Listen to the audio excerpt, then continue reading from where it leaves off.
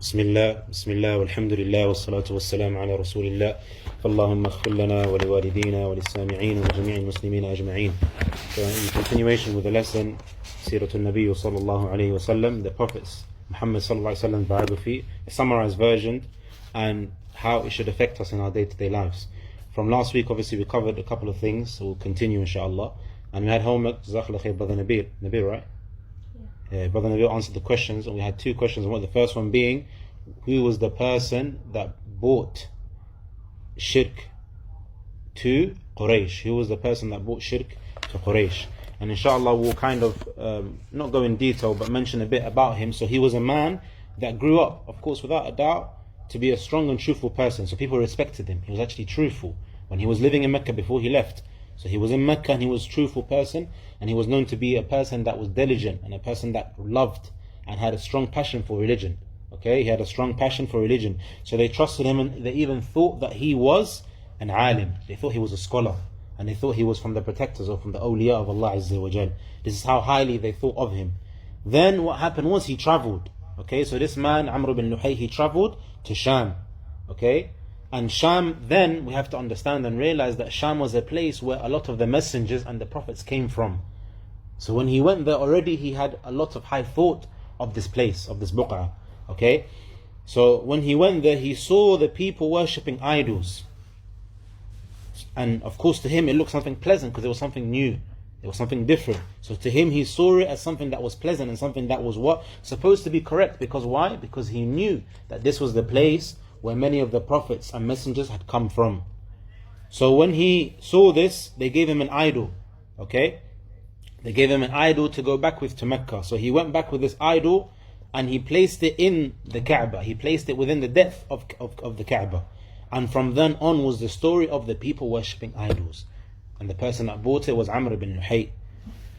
From the other religions, as you said, there were many religions that were actually at the time before Islam came and before the Prophet ﷺ was informed to start the Risala and to be a messenger, was Christianity. And it came from a place called Habasha. Okay, it came from a place of Habasha to the Arab lands, and it came and it entered from a place called Najran, which is South Saudi Arabia, Najran. Okay, that's where Christianity came from, and it entered from a place called Najran. If you look on the map today, you see Najran is the place where it is south of Saudi Arabia, which is on the borders, not far from Yemen. Judaism came from Yemen. Okay, Judaism came from Yemen. And then there's other religions that were there from the people that used to worship, the fire, they used to worship the stars, the sun, and what have you. Abdullah, okay, so we mentioned that the father of the Prophet Muhammed was called Abdullah. Okay, that was his father's name, sallallahu alayhi wasallam. His father's name was Abdullah. He married the mother of the Prophet sallallahu alayhi wasallam, Amina bint Wahab ibn Abdul Manaf. Okay, so Amina, her name was Amina, the daughter of Wahab, okay, who was the son of Abdul Manaf. Okay, so there's a link between Amina and also the Prophet ﷺ's father in terms of his ancestors. Okay, his lineage. Okay, there's a link. And how it happened was that Abdullah was advised to marry this woman called Amina. So we're talking about the Prophet's father. He was advised by who? By the Prophet's grandfather, Abdul Muttalib. Okay, and she at the time was from the best of women. Okay, in terms of her status, she was the best of women of Quraysh. So we mentioned last week, of course, without a doubt, that his father, just to recap, he died. And how did he die? At the time his father was a businessman, so he left Mecca to go to make tijara, to do business in Sham. Okay, ikhwan? So just imagine, keep with me, okay, and pay attention that he went, the Prophet's father went to Sham to do some business transactions. When he reached there, upon the way he went to Medina to do what? So of course he's come back because his family also lived in Yathrib, which at the time was called Yathrib. And on the way he got sick and he was in Medina, and that's where he died. Okay, so this was before the Prophet ﷺ was born. So then of course without a doubt we mentioned the Prophet ﷺ was taken to his grandfather Abdul Muttalib, and this is of course at birth. This was from the traditions, like I mentioned, that the grandfather or the people that had a high status would name, okay, the children, whether it's their grandfather or the uncles or what have you. So he was given a name Muhammad by his grandfather. And at the age of 7 years old, subhanAllah, look at like I said to you, this is before Islam, ikhwan. So like I mentioned earlier, they had some traditions that Islam today teaches us to do. He was circumcised at the age of 7 years old by his grandfather. So this is also from the conditions. Of course, as a Muslim, one should be circumcised. And subhanAllah, it just shows you in terms of how complete our religion is, that the next stage, when he was at the age, okay, when he's an infant now, so now we have to bear in mind that he was born, he's an infant, so he's before the age of 3. The tradition and the culture of the Arabs back then was they were to send their children to the village, to the Bedouins, okay, to the village. Why? Okay, the reason is because there's many benefits as why they did so. From them is to keep them safe from catching the illnesses that were in the city, because Mecca was a city. Mecca was a city. So what they would do with their children, okay, they would send them, and you can call it like nannies, okay? They would send them with nannies and their family members. So the nanny and the husband would take a child. Let's say we all live in Mecca and we all have children. So we would give our children to the nannies along with their husbands to take to the village for benefits. From them is to keep them safe from catching illnesses.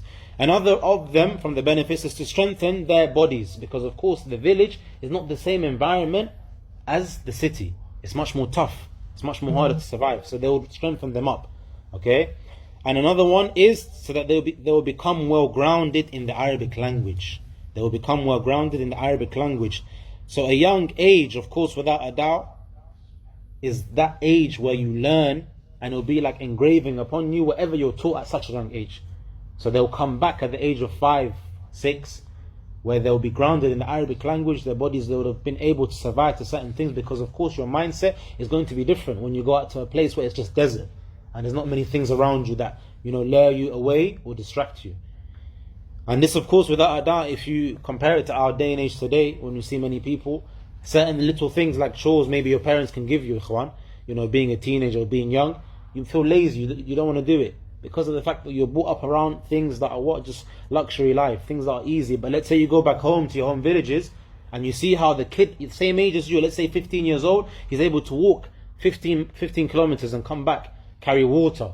Just shows you the benefits of why they did this at the time, comparing it to our time now. Many of us, I believe, without that, we need to go through this stage so that we don't take things for granted as well.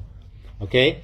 And in terms of the language as well, it's very important that a kid at a certain age goes out and learns the language of his mother tongue, so that he's able to know where the roots he came from. It's very important as well.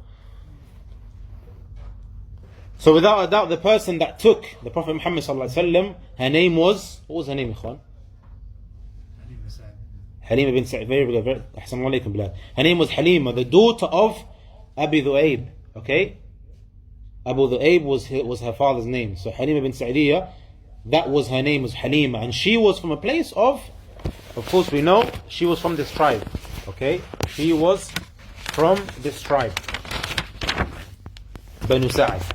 And she came, this is the story, how she was the one that took the Prophet ﷺ. She came, okay, and when she came, she had been going through a lot in her time. And it says, and this is mentioned, of course, without a doubt, in the book of Ibn Hisham. It says, وَمَا نَنَامْ لَيْلُنَا أَجْمَعُ مَا, okay, صَبِينَ الَّذِي مَعْنَا مِنْ بُكَائِهِ مِنَ الْجُوعِ وما في ثدي ما يغنيه ولكن كنا نرجو الغيث والفرج من الله عز وجل. So she says that before she even came to, of course, that's what they would do. This was their job. They were like nannies. They would come and take children from the people of Quraysh, from Mecca. And what would they get in return? Presents, money, something in return they would get. So she says here, she states that we used to live a life beforehand that verily we weren't able to sleep a single night, okay, except each night our child, because she had one child at the time, would cry due to what? Hunger. Due to hunger. And this is how they lived. And look at how she still believed. Okay? And the fact she says that she was not able to find that which eases her child through her breast milk. Okay? And it said, however, that she hoped from Allah Azza wa Jal that it would rain. Okay? And she will find a way out. So she came. And when she came to the place where they were collecting the children, she saw that each and every single child had been collected and taken away. And the one that was only left was who? Who was left? Prophet Muhammad ﷺ. But there was a downfall. There was a con. Okay? The pros of those that had taken the children was that each and every child that had been taken, they had a father and a mother, meaning they were able to get something in return because they had a parent. They had both their parents. However, the Prophet ﷺ at the time was an orphan, ikhwan. He was an orphan. So for her, she saw it as what? It's not going to benefit me and my husband and my child, because of the fact that he is an orphan. Who's going to give us any sort of benefit from this child? So she says, فَكُنَّا نَقُولُ يَتِيمٌ وَمَا عَسَىٰ أَن تَصْنَعْ أُمُّهُ وَجَدُّهُ. So we said, are you giving us an orphan? What are we going to benefit from this orphan? From his mother and his grandfather.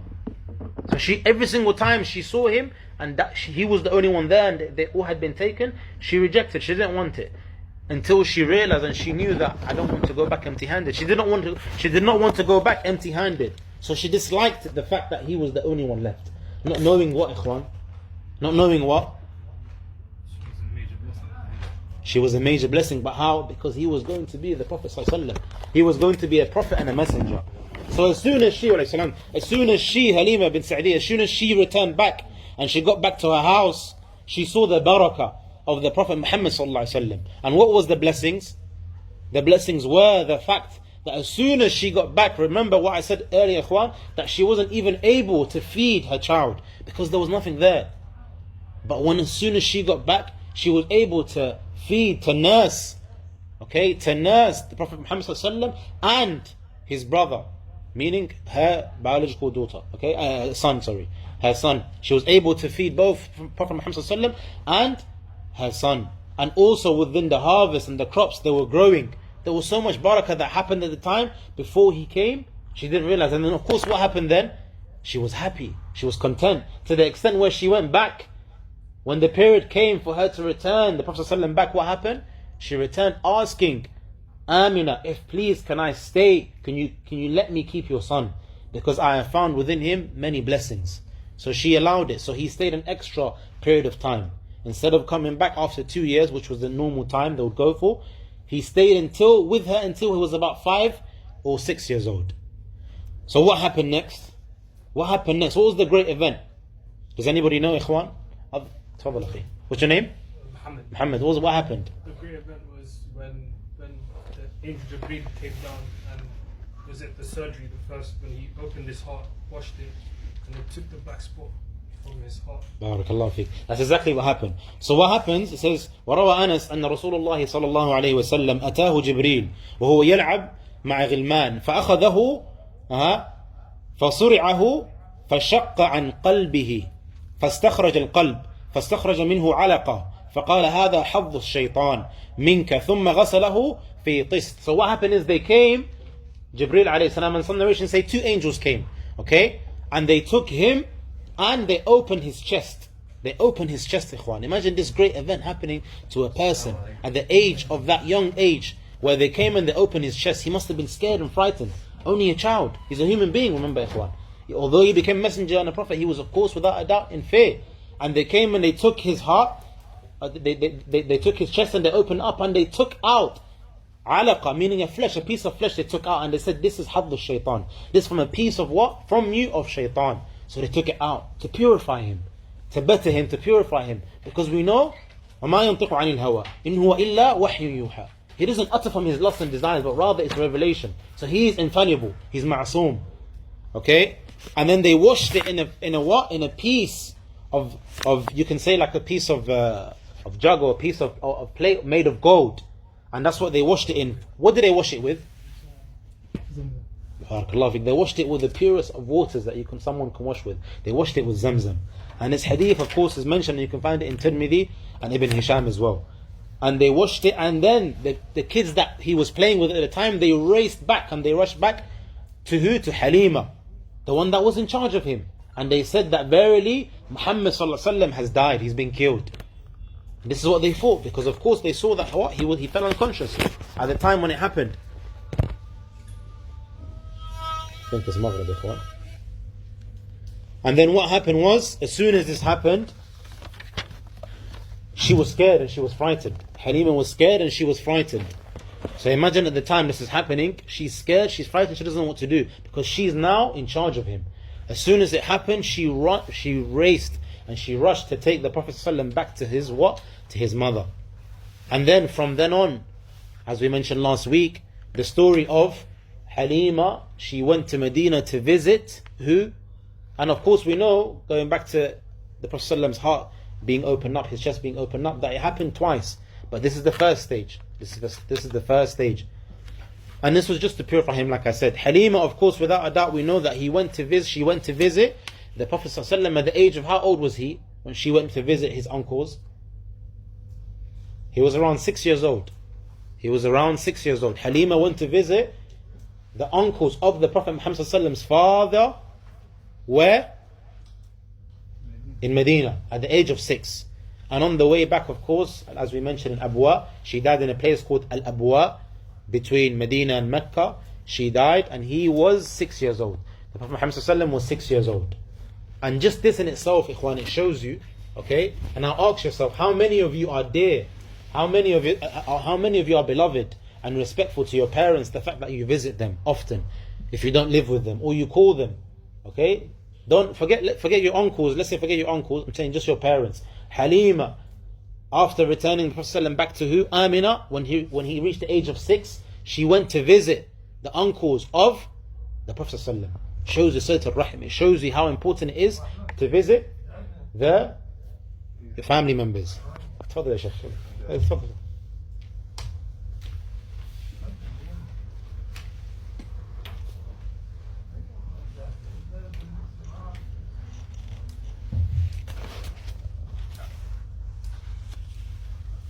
الله أكبر الله أكبر الله أكبر الله أكبر أشهد أن لا إله إلا الله أشهد أن لا إله إلا الله أشهد أن محمدا رسول الله أشهد أن محمدا رسول الله حي على الصلاة حي على الصلاة حي على الفلاح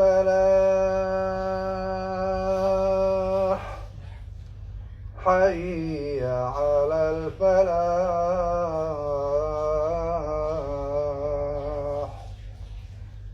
الله أكبر الله أكبر لا إله إلا الله.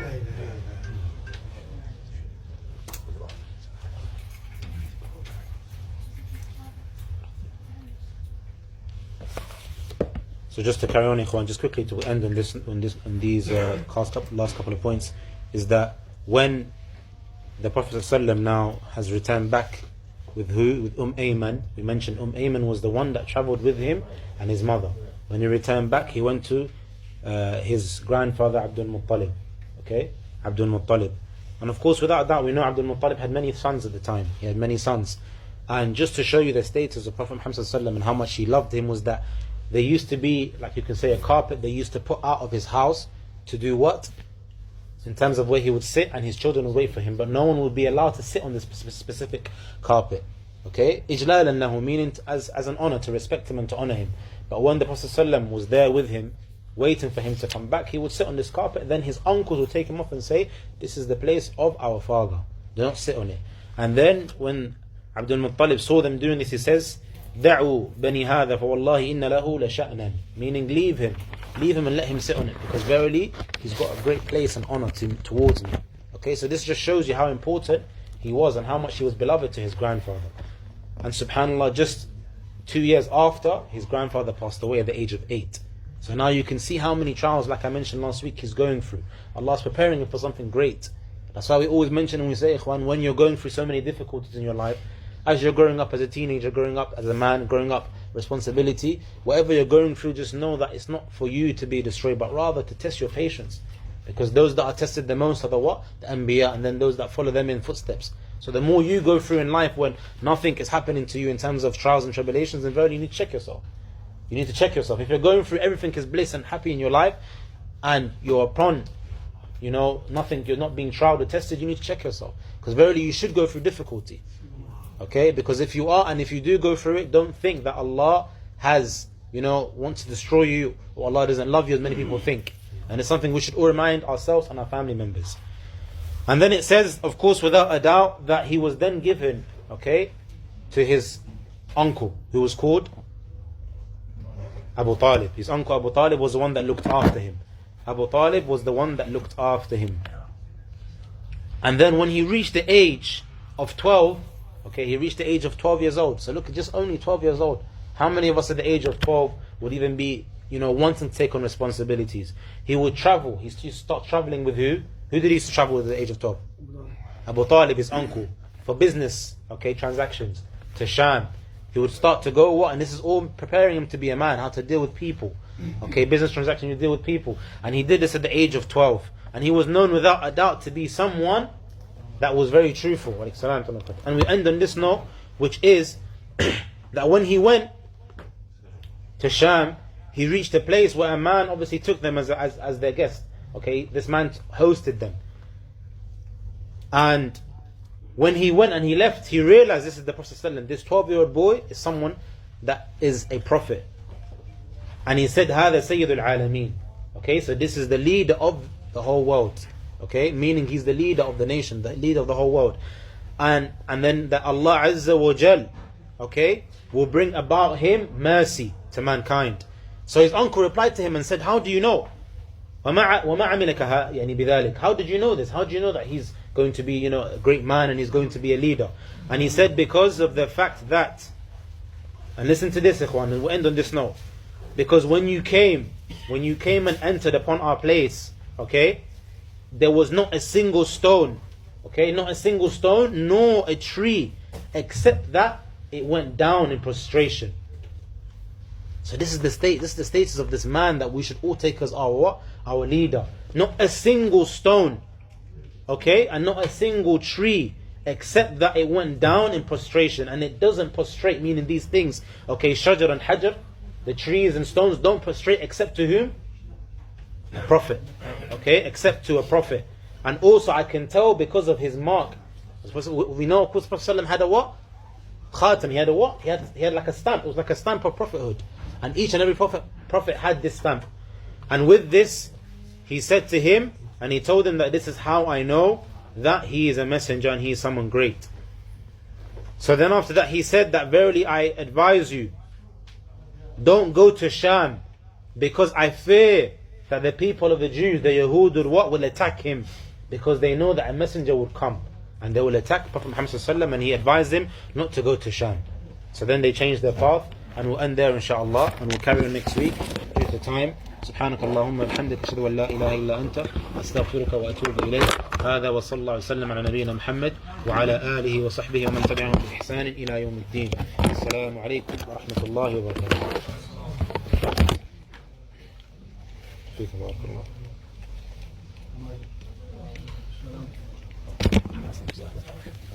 This is for the Sufyan.